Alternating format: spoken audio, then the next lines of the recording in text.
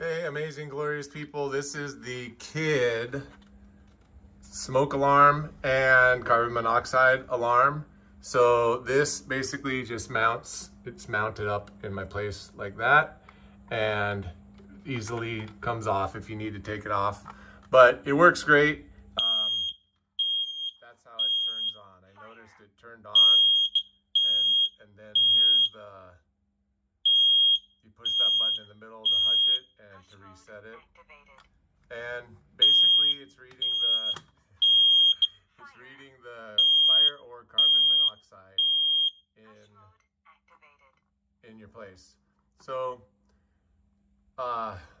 yeah, this is just one of those things to help keep you safe and make sure if there was a fire or if there was some carbon monoxide thing that you can air out the place or get notified and then move to safety. All right, love you all.